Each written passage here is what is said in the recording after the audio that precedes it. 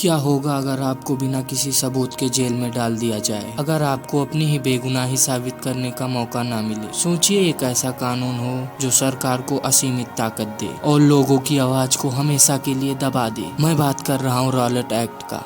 ये एक ऐसा कानून था जिसने भारत की आज़ादी की लड़ाई को और भी भड़का दिया। इसे काला कानून भी कहा जाता है। ये एक कानून नहीं था, बल्कि ये एक ऐसा हथियार था जिससे ब्रिटिश सरकार ने भारत की आज़ादी को कुचलने की कोशिश की। लेकिन आखिर ये कानून था क्या और क्यों इसने पूरे देश को गुस्सा से भर दिया? चलिए समय के पहियों को पीछे घुमाते हैं और इस कहानी की शुरुआत करते हैं। साल 1919। प्रथम विश्व युद्ध खत्म हो चुका है। अंग्रेज ने भारतीय सैनिक से वादा किया था कि अगर वे युद्ध में उनकी मदद करेंगे तो बदले में उन्हें आज़ादी या कम से कम कुछ अधिकार दिए जाएंगे। लेकिन हुआ इसका उल्टा। ब्रिटिश सरकार को डर था कि भारतीयों में क्रांतिकारी गतिविधियां बढ़ रही हैं, इसलिए ब्रिटिश सरकार ने एक सभा बैठाई जिसमें सख्त कानून बनाने का निश्चय किया गया और इसी के चलते 1919 में लाया गया रॉलेट एक्ट। ये एक ऐसा कानून था नंबर 1 जिसमें किसी भी भारतीय को बिना किसी सबूत के जेल में डाला जा सकता है। नंबर 2,